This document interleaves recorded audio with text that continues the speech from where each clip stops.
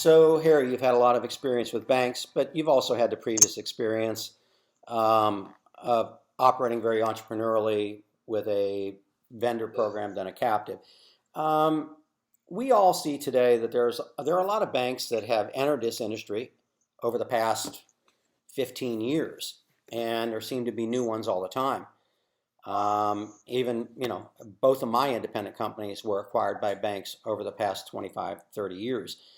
Uh, I guess the question I have, all banks or some banks think they should get into it, some banks don't have a clue about it. What's your opinion as to why a bank should enter the equipment finance business? And then tag along with that as to what should their mindset be going into it?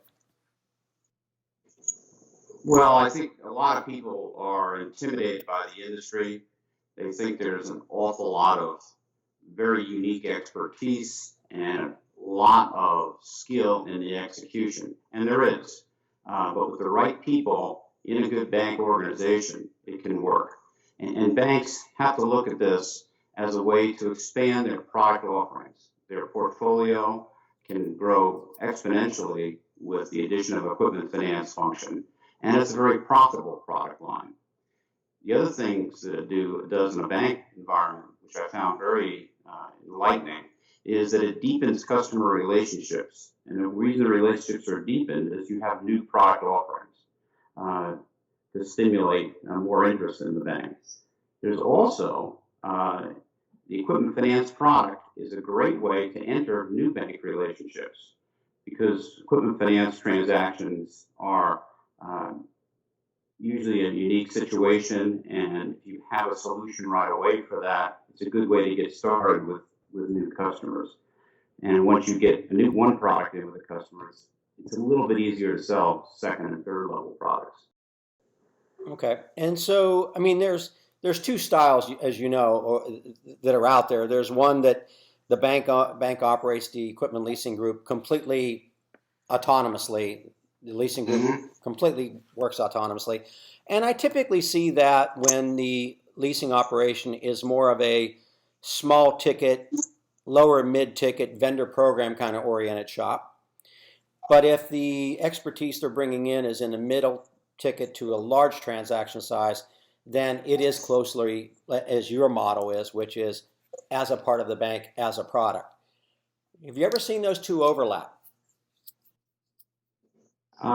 They can overlap, but it's a little bit of sort of serving two masters, and it doesn't necessarily work well. You have to be either an integral part of the bank and working in lockstep with their culture and their style of doing business, or you can be independent and work as a silo type organization. Oftentimes, you see silo type organizations in banks through acquisition.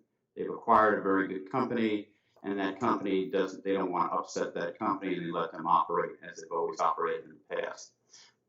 The other side of that is let's integrate or weave into the fabric of the bank the equipment finance function so that when our people go out and represent what this bank can do, they have a variety of products, not the least of which is an equipment financing product.